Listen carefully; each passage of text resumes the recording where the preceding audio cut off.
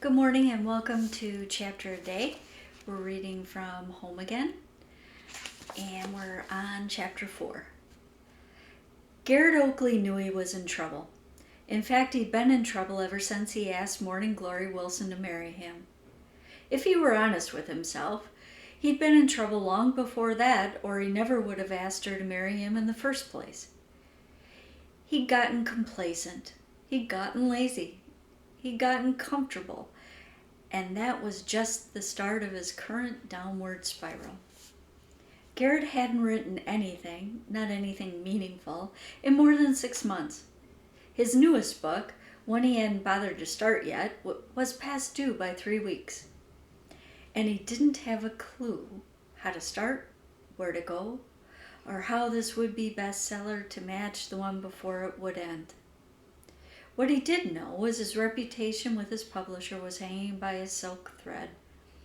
Still strong, but breakage could happen at any moment. His public appearances, especially the televised ones, had become fewer and farther between as months passed with no new work. When he started dating Morning Glory Wilson, she had just signed on to her early morning cable talk show. She was new, untested, fresh, beautiful and wicked smart, determined to be the best. At that time, Garrett had been at the height of his career. His first book had been on the USA Today bestseller list for over a year, and the New York Times rated it a top 10 pick of the year. That was 4 years ago. Now, Glory's ratings were off the charts, successful by every measure, although she didn't see it that way. Glory hungered for more money, more fame, more of everything she imagined would make her happy. Garrett didn't blame Glory for that. He envied her determination, her drive, her absolute single-minded vision. Glory loved him, or at least he thought she did in the beginning. When he was a means, an attractive means, who satisfied her in bed and could afford rent in Manhattan, a means to greater things for her. His dark features and camera-ready smile were a perfect foil for her ivory-skinned perfection, framed by immaculately coiffed ash blonde hair that was naturally a deep brown black to match her full eyebrows. Unfortunately for them both, as Glory's stock rose, his slowly slid. Glory probably could have forgiven him for that, Garrett mused. What she couldn't forgive, and neither could he if he could muster much feeling one way or the other, was his indifference to his fall. The rapidity of it had been a bonus, though. At least he'd excelled at that.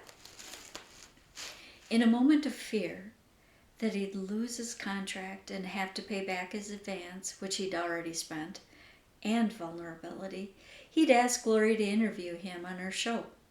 If his publisher could see that he was marketing, maybe then they'd cut him enough slack on his deadline, and he could push through something decent by the end of the summer. A risky move.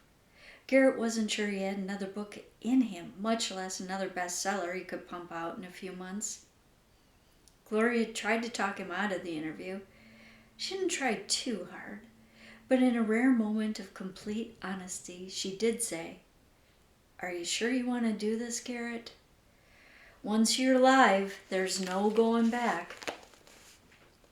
Then, in a flash, that moment of genuine concern for him was replaced by what such an interview could do for her. That was the second chance Garrett had to walk away from this folly of his own making. He chose to ignore his better instincts instead. Glory was good at her job. She had an uncanny way of sensing weakness and capitalizing on it. She was bound to ask him on air, live for all to see, about his overdue book. A book she knew he hadn't finished. What Glory didn't know was that he hadn't even bothered to start it yet. If Garrett were to self-diagnose, or more to the point, if he were to diagnose anyone other than himself, He would have told whoever was asking that they'd been self-sabotaging from the start. Every writer knew there was no such thing as waiting for the muse to strike. There was simply ass in the chair work. Write, edit, rewrite. That's how work got done. That was the long, ugly, unvarnished, unromantic, unglamorous truth of it. Garrett didn't need Glory to unearth that. He knew it. He preached it. He wrote it.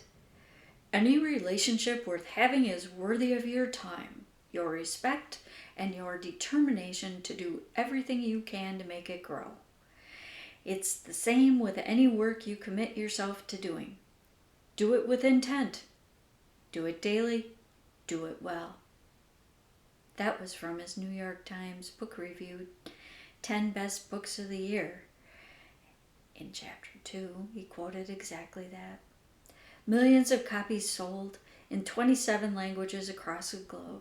Garrett Oakley, relationship expert extraordinaire, had pontificated from his Lenovo ThinkPad, and the world paid for his sage words of enlightened wisdom. In less than 10 seconds, indicated by the man behind the camera closest to his face, Garrett Oakley was about to be revealed for the utter fraud he knew himself to be on live TV. Sam Hunt was getting tired of Garrett's excuses. He had people to answer to, who also had people to answer to, who had people on top of them who needed answering to as well. He'd gotten Garrett Oakley's contract by mistake, really. A woman who was supposed to be handling Garrett got hit by a bus.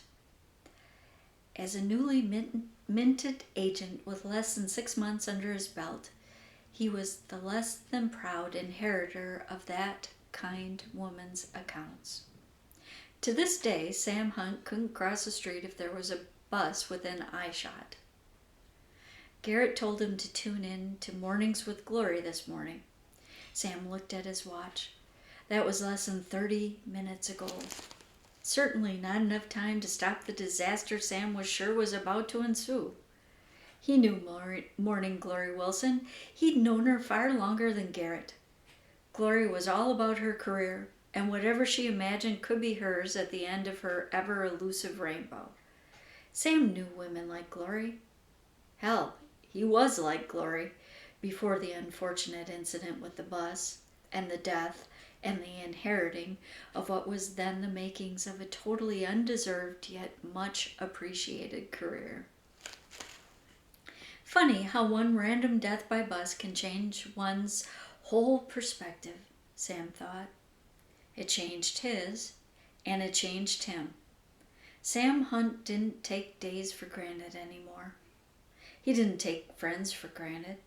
He didn't take his success for granted. Instead, he tried to earn it every day. Parents Are Forever, Garrett's first book, solidified Sam Hunt's career as an agent. He'd managed by sheer luck and stubborn determination not to screw up, to do almost everything right where Parents Are Forever was concerned. And he'd taken exacting notes so he could replicate that magic if he was lucky enough to get more shots like the one he'd inherited with Garrett, whose work was brilliant, whether he could see it or not. Garrett's problem was that he never thought he'd earned the renown that came his way. That sense of unjustified good omens Sam and Garrett had in common. Sam acknowledged it and strove to ensure he earned it with every new work. Garrett seemed more content to embrace the success while running away from expanding on it. Sam had been working on ways to snap his friend out of that path to nowhere for months. So far, nothing seemed to be working. Not even passing on the boxes of letters Garrett's father sent to the agency because he didn't have Garrett's home address. "Just send 'em back," Garrett had snapped over the phone. Reluctantly, Sam had done just that. Garrett's sequel to Parents wasn't going to start with the same magic. No book, No matter how well written, could. That kind of serendipity rarely struck twice. Garrett's first book, now known mostly as Parents, skyrocketed to the top of most notable lists of best-selling books literally the day after Sam Hunt signed on as Garrett's agent. The then First Lady had been given a copy, and she'd carried it with her on every photo op for a week. Since she was friends with Oprah, Parents became an Oprah pick. Then book clubs throughout the nation added it to their rotations. It didn't hurt that Garrett's photo was plastered on the back jacket. Women of all ages seemed to like the way he looked.